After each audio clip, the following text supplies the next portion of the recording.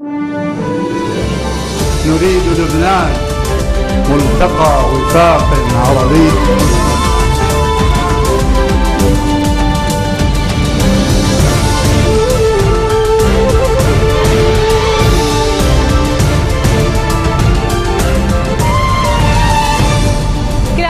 Watching the English newscast here on Future Television. I'm Linda Tamim, and these are today's top stories.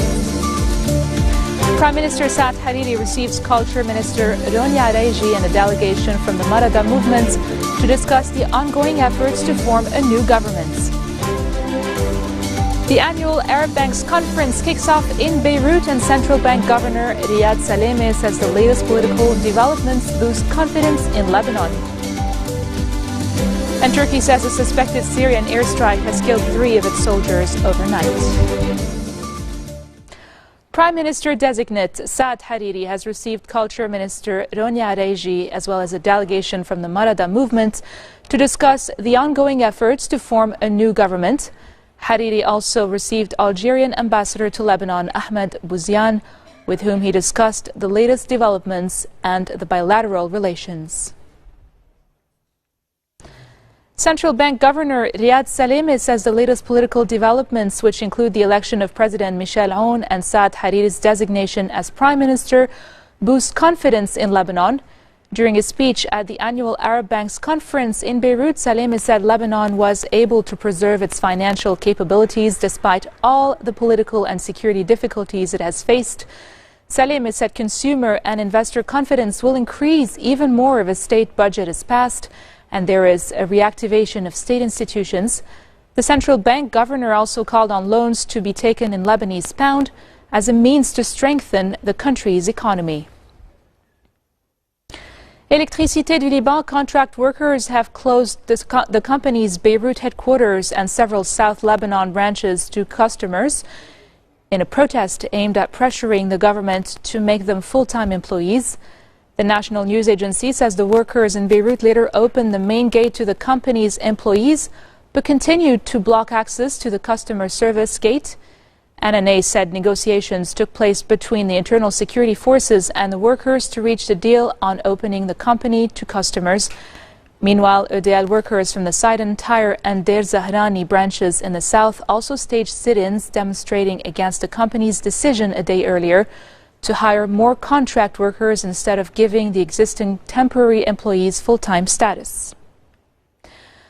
Work on a wall being built around the Palestinian refugee camp of Ain al-Halwi in South Lebanon was suspended early this morning after pressure mounted on the Lebanese army to halt construction.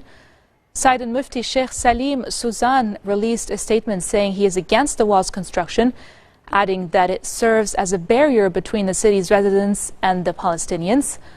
The Higher Palestinian Security Committee, comprising of representatives of the national and Islamic Palestinian factions, said they absolutely refuse the wall that damages the historical relations between the Palestinian and the Lebanese.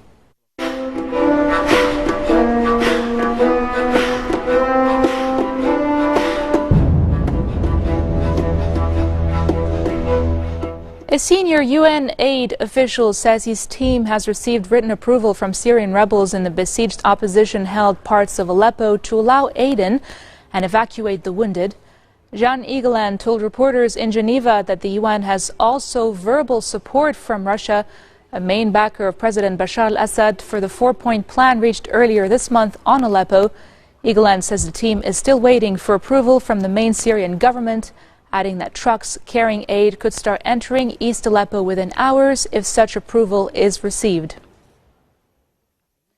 Turkey says a suspected Syrian airstrike has killed 3 of its soldiers overnight in what appears to be the first Turkish casualties at the hands of the Damascus government's forces since Ankara launched an incursion into Syria 3 months ago.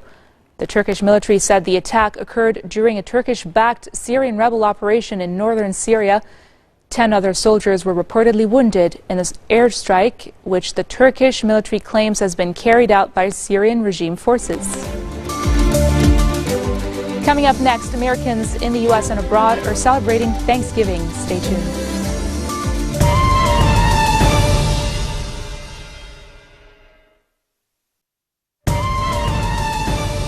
Welcome back. You're watching the English newscast here on Future Television. At least 12 civilians were killed and 10 were wounded when a suicide bomber detonated his car. His car bomb at a gas station in Al-Hila city south of Baghdad. The attack took place at a gas station with an adjacent restaurant used by Iranian pilgrims to rest on their way back from the Arba'in pilgrimage in the Shiite holy city of Karbala. No side has claimed responsibility for the attack. European Union lawmakers have called for a temporary halt to EU membership talks with Turkey because of Ankara's disproportionate reaction to the July failed coup. Although EU governments are unlikely to take heed, members of the European Parliament voted solidly in favor of a non-binding motion urging the European Commission and national governments to freeze ongoing negotiations. Outgoing U.S. President Barack Obama has wished a happy Thanksgiving to Americans in his weekly address, urging them to stay united in the wake of the presidential election. Obama and the First Family also served Thanksgiving meals to residents of the Armed Forces Retirement Home in Washington. The retirement home houses 405 previously enlisted service members, representing every campaign since World War I.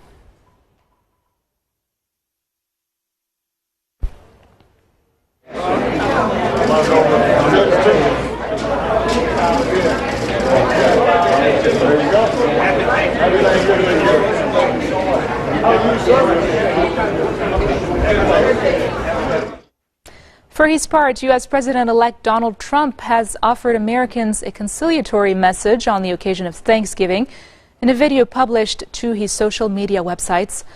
Trump said after the often brutal presidential campaign against Democrat Hillary Clinton, Thanksgiving is a time for Americans to come together to heal the wounds of the past and to give thanks. In his words, "We are very blessed to call this nation our home, and that's what America is. It is our home. It's where we raise our families, care for our loved ones, look out for our neighbors, and live out our dreams. It's my prayer that on this Thanksgiving, we begin to heal our divisions and move forward as one country, strengthened by shared purpose and very, very common resolve." In declaring this national holiday, President Lincoln called upon Americans to speak with one voice and one heart. That's just what we have to do. We've just finished a long and bruising political campaign. Emotions are raw and tensions just don't heal overnight. It doesn't go quickly, unfortunately. But we have before us the chance now to make history together, to bring real change to Washington, real safety to our cities, and real prosperity to our communities, including our inner cities. So important to me and so important to our country. But to succeed, we must enlist the effort of our entire nation. This historic political campaign is now over.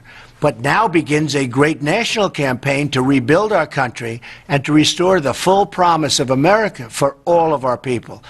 I'm asking you to join me in this effort. It's time to restore the bonds of trust between citizens, because when America is unified, there is nothing beyond our reach, and I mean absolutely nothing. Let us give thanks for all that we have, and let us boldly face the exciting new frontiers that lie ahead. Thank you. God bless you, and God bless America. Middle East University in Lebanon offers a pre-med program which aims to provide students with a competitive foundation combining academic excellence with practical training.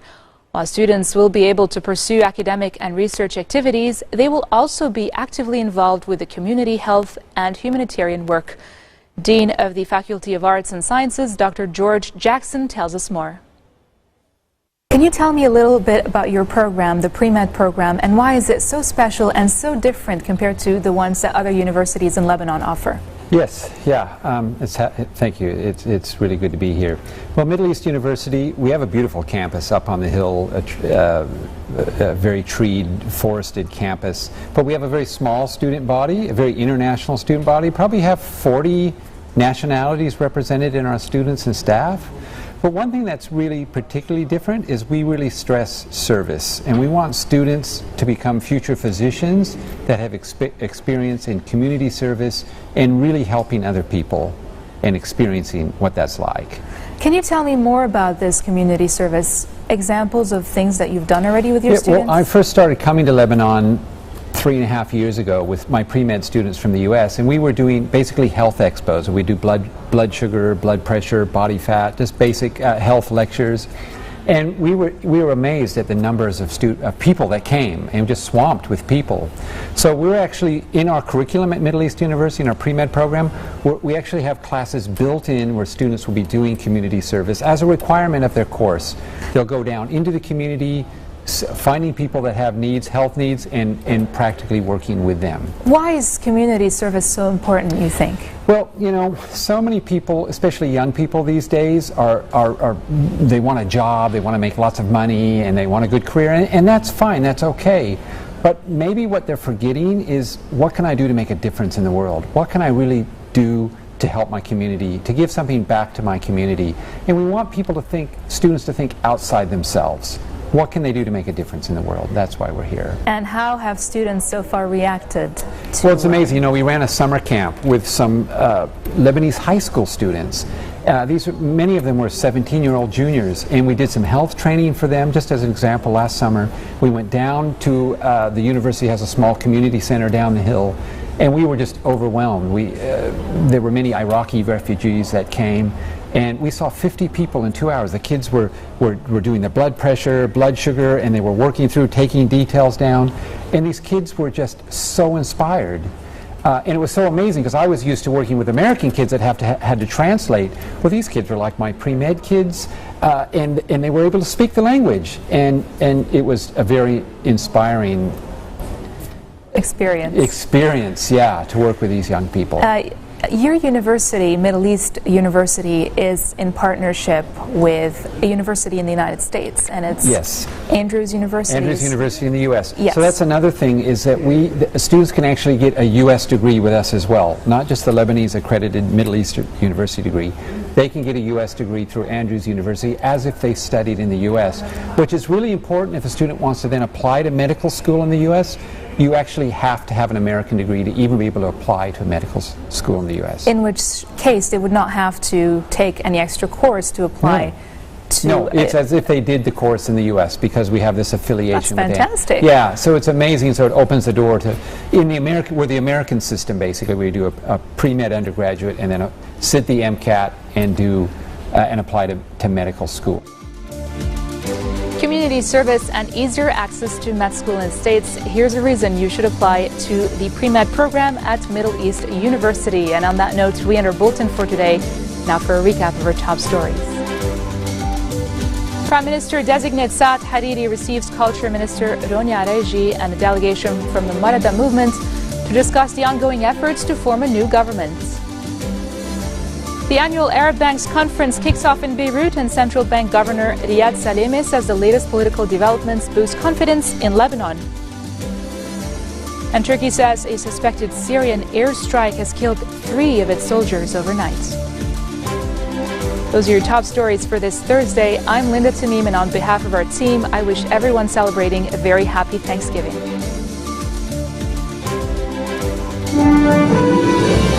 نريد لبنان ملتقى وفاق عربي